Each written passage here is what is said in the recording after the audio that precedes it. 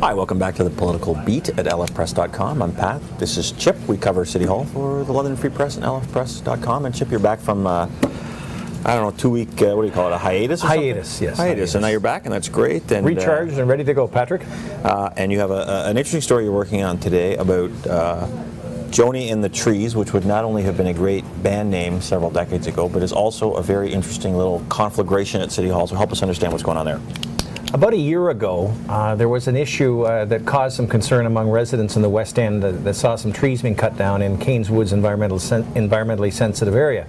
And a couple of members of council, Judy Bryant and Joni Beckler, were alerted to this. They made some inquiries to City Hall staff about what was going on out there. City Hall staff looked at it and eventually issued a stop work order to stop the cutting down of trees in an environmentally sensitive area.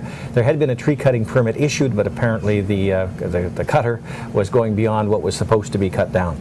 At any rate, at the time, Joni Beckler specifically and the city administration, specifically the urban forester and the director of planning, were being criticized by a lawyer for the property owner, saying that they acted inappropriately and that the councillor had coerced city staff to issue a stop work permit.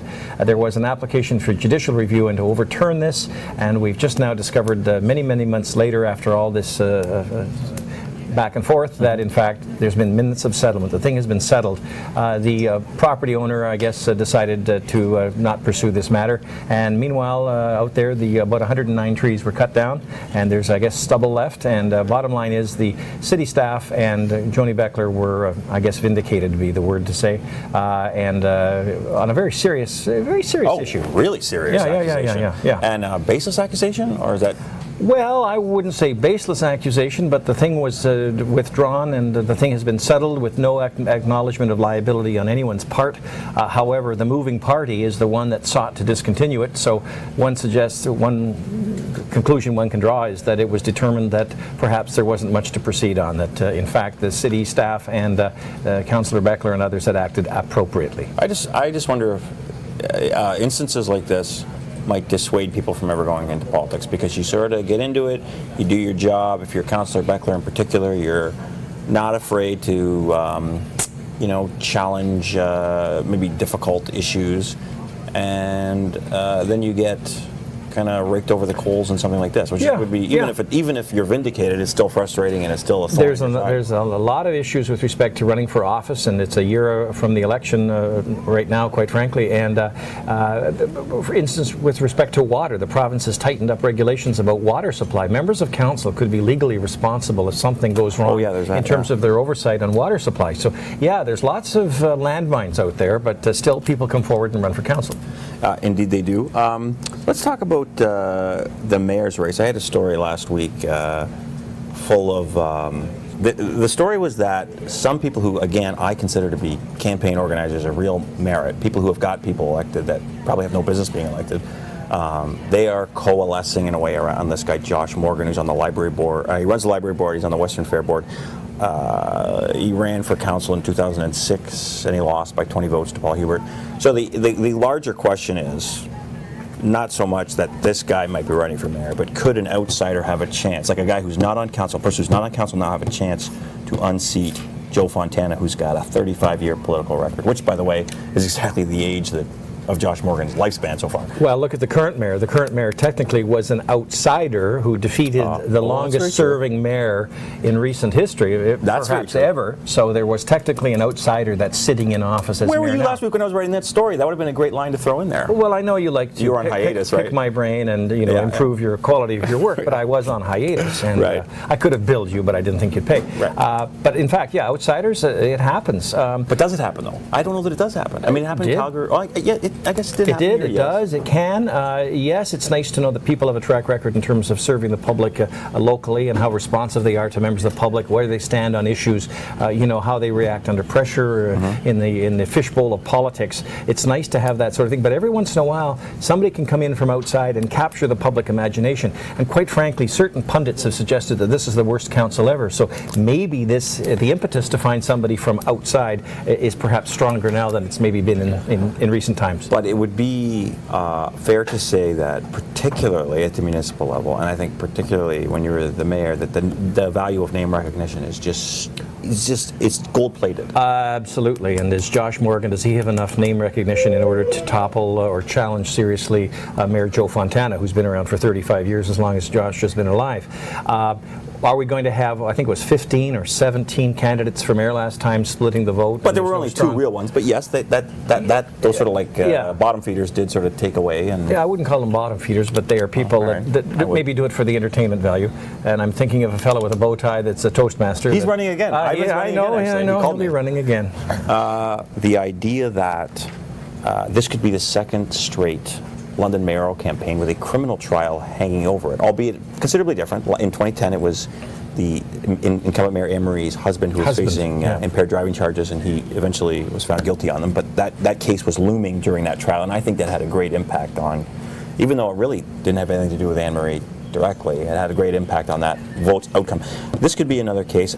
Help the reader understand, because you covered courts for so long and you've covered politics so long, what the process is like for Joe Fontana's criminal charges right now. Well, Joe Fontana's preliminary hearing is set for October the 26th, I think is the date. It's the very end of this month. And it's set for a couple of days, although it may, who knows how long it will take. Things can happen. At any rate, in the ordinary course of human events, if someone is committed to stand trial, if he's committed to stand trial, following a preliminary hearing, they would go to the next assizes. I think they still call it assizes in court. So he would be up in the higher court probably in spring in order to set a trial date. And ordinarily the trial date would be possibly, say, also in the spring or possibly in the fall. If it's in the fall, it's right around the time of the election. One would think he would want to, the mayor would want, and his lawyer would want to have this thing disposed of and out of the public realm well before the election. So there may be some incentive there to deal with this thing fairly quickly, to try to get it out of the way and go into the election with a clean slate. If it's not out of the way early, the thing is hanging over like a cloud, and people will make a lot of that, make a lot of political hay about that. Oh, absolutely. So I would think the best thing for Fontana would be to have the matter dealt with expeditiously and to be acquitted. And then the slate is clean. Sure, and get it out of the way. Yeah. But it's completely reasonable to think that it could be hanging over the heads of everybody running for mayor next October then. Could be.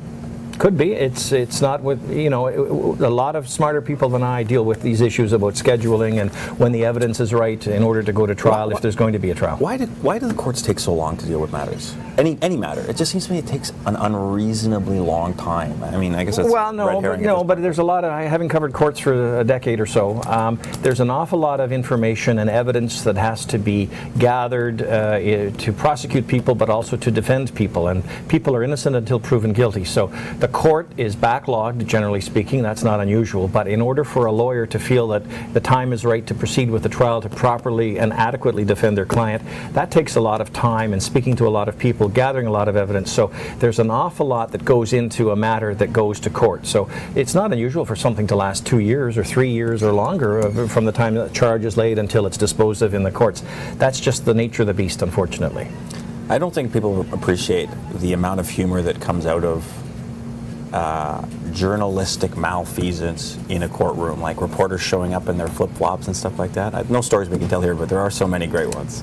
Yes. I started thinking about that as you were talking. Don't tell any stories. No, without naming names. Years ago, before I covered courts, we had a reporter who was known to sort of nod off occasionally in court, and the judge would acknowledge this and would basically holler out from the bench down to the reporter. And if the reporter is able to wake up now, I'm prepared to give my verdict. Really? I nodded off once in a jury trial and sitting in the front row, and my foot fell off my knee and hit the barrier into the courtroom, and it woke me up with a start, and everybody in the courtroom looked around. And oh my God, yeah, the embarrassing things happen. That's humiliating. Yeah. But that's not even as bad as it gets. That's like the preliminary rounds before the main event. So but there will be no laughing matters about the mayor being in court, and we. Absolutely. It's a very serious issue. It's really serious. And for him, I would think, as I said, get it kind of resolved. Get it resolved and out of the way. That's right. I would just hate to think that they would be kind of like hanging over everybody's heads during that campaign, because then it's just like a complete distraction. It's the elephant in the room. Yeah, precisely. But then again, if you're running against them, you probably want that. You probably want the political hay to say, yes, I have clean hands, and unlike my colleague over here, Yes, unlike my friend, blah, blah, blah. Yeah. Okay, Joe Swan, Orchestra London, the effort to have a new performing arts center, there's sort of this, there's two dueling bids. One's from the Grand Theatre, one's from Orchestra London. They're both seeking the right to have council's backing and council's financial support to potentially build a new performing arts center in London, which some people say is long overdue, some people say we don't need it. What's interesting in the story we have in today, on the front page today, is about... Your excellent story. I thought so. Yes. Councillor Swan, who of course is the head of Orchestra London and has declared a conflict quite rightly throughout the debates, has clearly, according to emails that we got, or an email that we got, not only promoted the orchestra bid to community leaders, but also... Lobbying? I would say, no, well, yeah, but maligned the grand bid also, and it's, you get into an ethical area where you're questioning how far does a politician have to distance themselves from their non-political work when the two jobs intersect, and what is a conflict and what isn't. And you, basically, one politician said to me, the solution is this: when you're in a conflict, don't talk to anybody about anything relating to that issue, which clearly... Wise advice, wise advice. It's not being taken, however. Well, so what is that? I guess all it does is kind of make the waters a little more murky, right, and around the whole debate. Too many shades of gray on this thing, and quite frankly, you know, there's two competing proposals, right. And there's a basic assumption here that we're going to go with one of them. Quite frankly, we cannot forget, we don't need to go with either of them, and quite frankly, the whole debate should center on, do we want one or not? And I suspect, given the fact that Centennial Hall is still serviceable, the Grand Theatre as it stands is good, the Royal Bank, whatever it is, the RBC thing at the... Oh, yeah, the RBC Theatre. Yeah, at the RBC Theatre, at the Budweiser Gardens, they're all quite adequate. I mean, do we want a gold-plated something that's going to wind up costing us an awful lot of money? And the experience across Canada is performing arts centres require substantial subsidies. You were just talking about the one that's $1 million a year? In Burlington. Burlington. Well, it's just open, but its first year they needed $1 million subsidy from the taxpayers to keep it operating. I don't know if Londoners are prepared to pay for that sort of... Well, I'm sure that they're frill. not, but I'm not ready to say we don't need it, or we definitely don't need it. But would it be a very good thing to have? I think there's a lot of benefits to building one, but I agree with you that is certainly an option council has. Yeah. And there are members of council who I think most people would assume would be really in favor of an investment in the arts like this, who at this point at least are saying neither of these bids is going to work. Let's get rid of both of them. Or why don't you people work together? Well, no, that's what the public saying. But I'm saying there's members of council who are at this point, who you'd expect to support something like this, who are saying, forget it. Yeah. So the whole thing is kind of it's a bit disjointed, it's a bit of a mess, and that's unfortunate if you're in favor of a new performing arts center. If you don't want one, this is great. Do you want to talk about fluoride or no?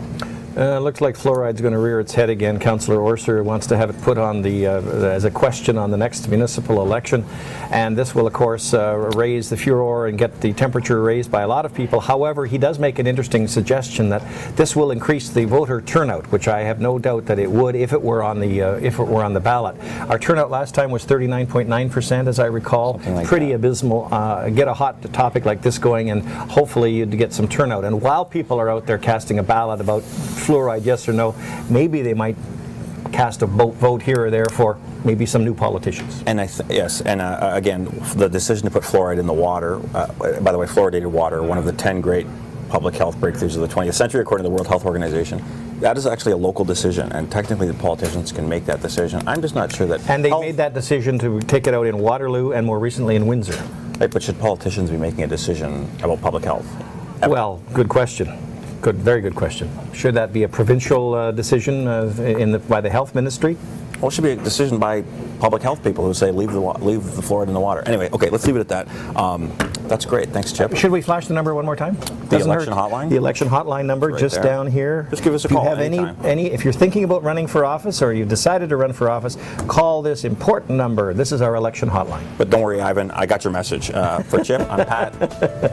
Thanks for watching. We'll see you next time at lfpress.com.